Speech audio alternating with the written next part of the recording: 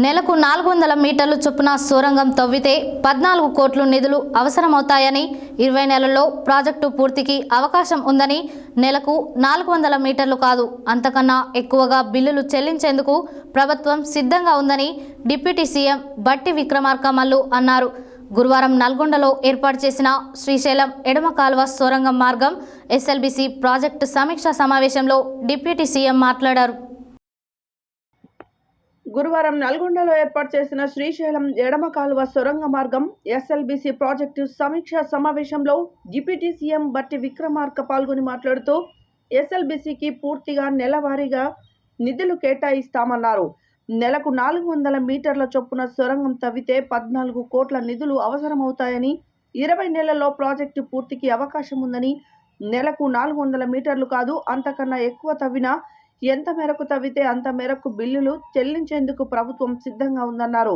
2 సంవత్సరాలు క్యాలెండర్ నిర్ణయించుకొని ఎస్ఎల్బీసీని పూర్తి చేయాలని రాబోయే 2 ఏళ్లలో ప్రాజెక్టును పూర్తి చేస్తామని ఉమ్మడి నల్గొండ నాగర్ కర్నూలు జిల్లాలను సస్యశ్యామలం చేస్తామని గత పాలకులు గడిచిన 10 సంవత్సరాల్లో 1 కిలోమీటర్ కూడా తవ్వకుండా శ్రీశైలం సొరంగ మార్గాన్ని గాలికి వదిలేశారని అన్నారు।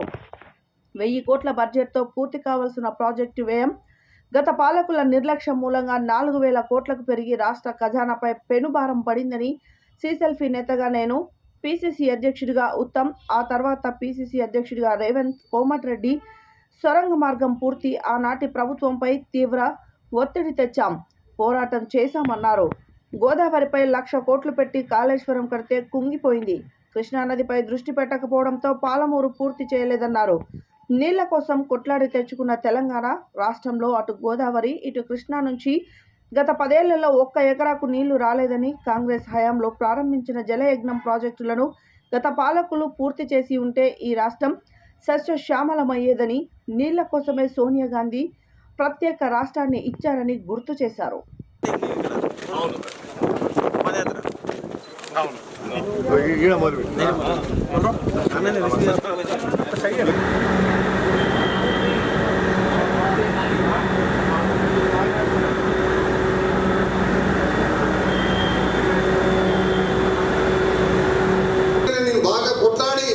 రాజశేఖర రెడ్డి గారు 2005లో ఫస్ట్ ఈయన అన్నాడు, మేనిఫెస్టోలో పెట్టిన ముఖ్యమంత్రి గారు అప్పుడు మన కాంగ్రెస్ పార్టీ పీసీసీ ప్రెసిడెంట్గా భట్టి గారు అన్న మేనిఫెస్టో జిల్లాకు సంబంధించి మొత్తంగా 4 లక్షల ఎకరాలకి గ్రావిటీ ద్వారా నీళ్లు ఇవ్వాలనేటువంటి ఆలోచనతో మొదలుపెట్టినటువంటి ప్రాజెక్టు। పెద్దలు చెప్పినట్టు ఇక్కడ ఉన్నటువంటి కరెక్ట్ అయ్యా, ఫైనాన్స్ ఉందా? ఎక్కడ ఉంది? క్లియర్స్ కి ఫైనాన్స్ ఉంది. ఏది పిల్లై ఎంత అమౌంట్ కి?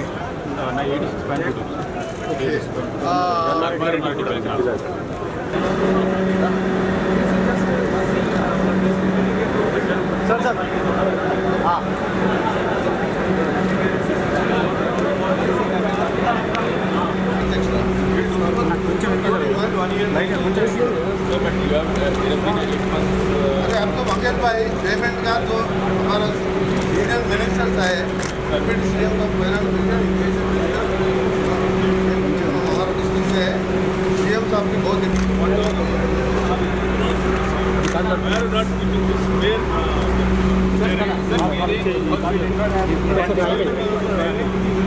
అనుకున్న 2,50,000 ఎకరాలు కాకుండా సరే అంతో ఎంతో పంటలు వేసుకుంటున్నాం।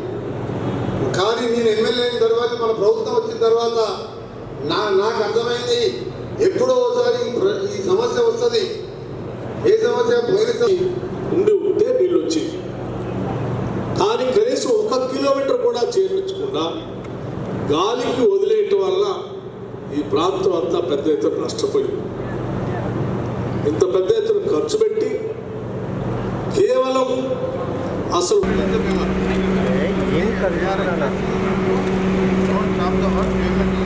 అరే మళ్ళీ మొబైల్ తీయాలి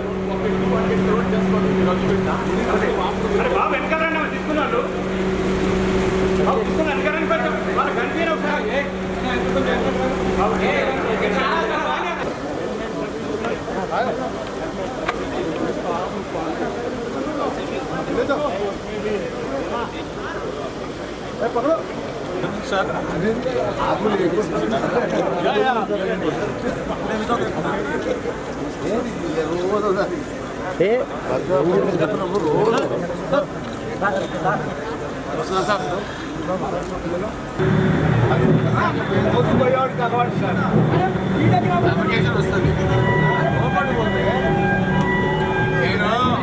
ఫస్ట్ 10 కిలోమీటర్లు